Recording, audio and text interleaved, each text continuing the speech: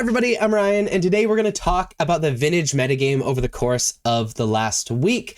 As the metagame still develops and the rock, paper, scissors of vintage runs its course, remember when we look at this metagame, it's technically a winner's metagame because Magic Online only publishes the top 32 of their major tournaments. But nevertheless, as always, this is very close to what you'll see even at the lower tables. So this is the overall metagame. Sitting in first is Jewel Shops, no surprise there. Second, Mono White Initiative, and sharing the spot in third is Dredge and Esper Lurrus Control. You can pause the video and look at this graph a little further, but let's talk about these four top decks, starting with Dredge. Dredge in Vintage is a Bazaar of Baghdad deck, so they're going to mulligan to Bazaar of Baghdad using Serum Powder and, all their mulligans until they do hit Bazaar of Baghdad, and then they're able to use the activation from Bazaar of Baghdad to put cards in their graveyard to dredge an insane amount, because the Bazaar of Baghdad will draw, which means they can dredge off of the Bazaar activations, stopping what their opponent is doing with things like Grief, and applying a lot of early pressure with Hollow One, Narcomoeba, Prized Amalgam, Creeping Chill, and protecting all of this stuff with Force of Will and Force of Negation, and being able to get back their Bazaar of Baghdad with Noxious Revival, and it's just a very powerful deck that requires other decks to play Graveyard Hate. Also in third is Esper Lurrus, also known as Esper Midrange. This is probably as close as you'll get to a fair deck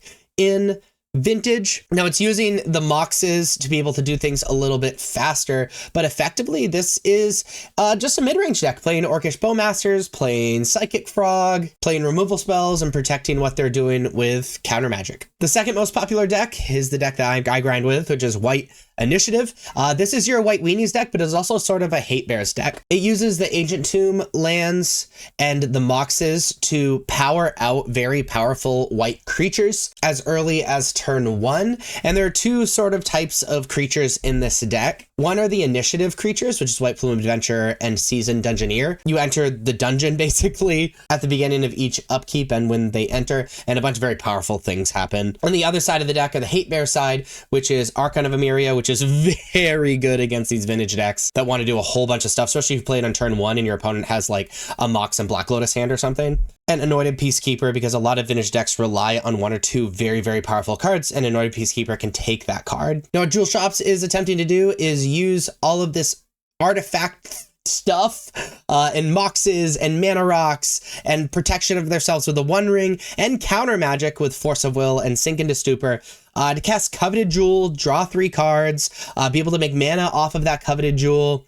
untap it with the key, cast Paradoxical Outcome to return all of your Moxes and other things to your hand so that you can replay them, draw a bunch of cards off Paradoxical Outcome, replay all these Mana Rocks. And the most popular deck in Vintage is Jewel Shops. And do it all over again, copying Jewel with Phyrexian Metamorph until you eventually kill with Urza Saga, or taking infinite turns with Time Vault, Manifold Key, or like killing your opponent with like Karn or things like that. There you have the Vintage metagame. If you liked this video, please be sure to like and subscribe. Check me out on social medias. Links are above me and in the description. Thank you so much for watching. I'll see you next time.